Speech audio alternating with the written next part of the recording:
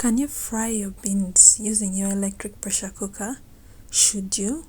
Today I'll be making Ugandan bean stew using my Hoffman Electric pressure cooker from start to finish. If you want to know how I do that, keep watching. Here I have some dry beans. I have not soaked these beans at all. So I washed my beans and I placed them into the pot of my electric pressure cooker. I added enough water to the beans. I made sure to add more than twice the quantity of water so that the beans have enough water to expand in. After that, I placed that pot in the electric pressure cooker and I made sure to close it tightly. I switched on my electric pressure cooker and I selected the function for beans, which gave me 40 minutes.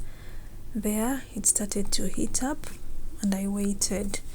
As my beans cooked, I chopped up some vegetables. Here I have some tomatoes, some onions, some garlic, some carrots, and some green bell peppers. I also have some salt and some Royco. After a while, it gave that beep to show that it was done cooking for 40 minutes. Since I wasn't in a hurry, I let it cool on its own until I was sure that there was no more steam. Then I opened the pressure cooker. As you can see, my beans are ready, but some of them that are floating on top are not so ready. You can see they have wrinkly skin. I tried to test a few of those wrinkly ones and you could clearly see that they were not ready. I think this was because I did not soak the beans. So if you soak your beans, they'll cook within the 40 minutes. So I decided to cook them for a little longer.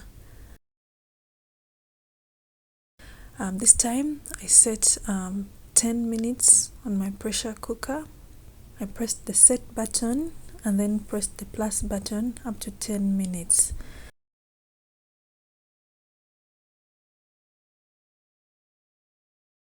Soon my beans were done cooking. I released the pressure this time by turning that pressure release valve slightly to the left and leaving it there. When the pressure was all released, I opened my pot and this time my beans were well done and soft. All the beans were soft. So it was time to fry them up. What in Uganda we call frying, other people refer to it as sautéing. So I took out my pot and I transferred the beans to another saucepan. I washed my pot and dried it and returned it to the pressure cooker. This time I selected the fish because it gave me 10 minutes.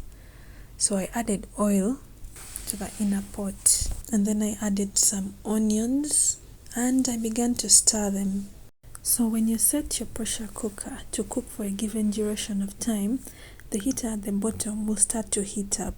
So that is what happened here. When I set it to cook for 10 minutes, the heater began to heat up. When I added my oil and my onions, you could see that it was heating up. It was starting to bubble up.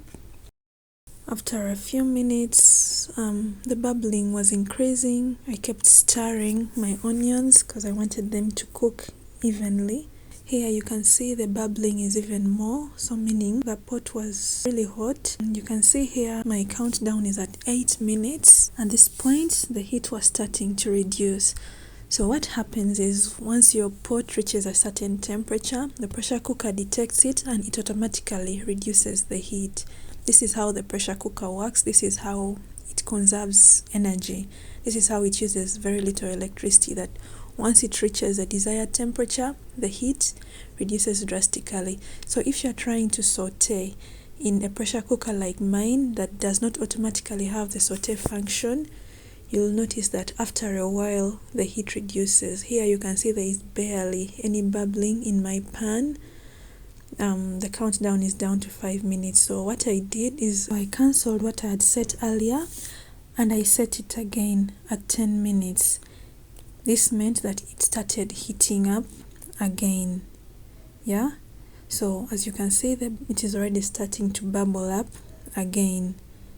So like I was saying, if your pressure cooker does not have a button that says saute, then this is what you'll have to do if you want to fry your onions or if you want to fry any other type of food.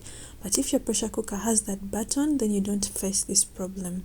Yeah, if your pressure cooker doesn't have that button, the heat will not be steady. It will be high when you set your pressure cooker to cook for a period of time, and then it will reduce over time and it will be very low. So after a while, you can see my onions have finally browned at the edges. This took 10 minutes. Usually it takes me about 3 minutes on a stove top. At this point, I added my tomatoes and carrots and green bell pepper and garlic as well. I also added some of the fluid from the boiled beans so that the tomatoes can boil up and get soft. At this point, there is barely any bubbling, so again I cancelled the prior time and I set again at 10 minutes. You can see it is starting to bubble again. So this is a challenge that you'll face if you try to fry your beans in an electric pressure cooker that does not automatically have a saute function.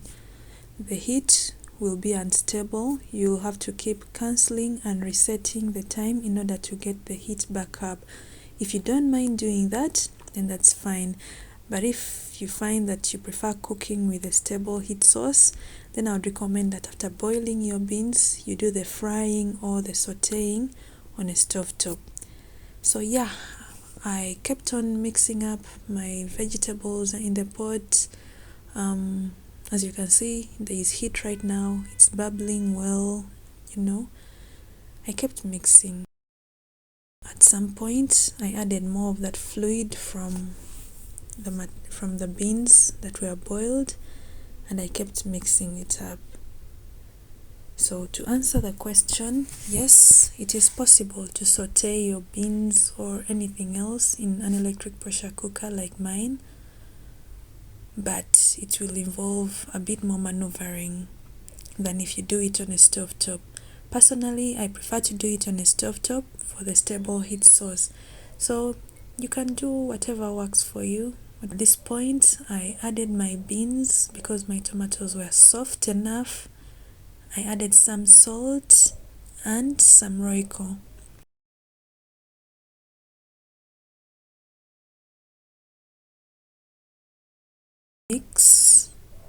I mixed it thoroughly.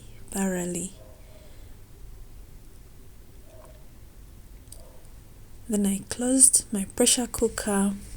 I cancelled the previous function. I set it at 10 minutes and then I changed the pressure to low. And here it's at 5 minutes. Someone showed me this trick in the comments of my previous video. Thank you very much.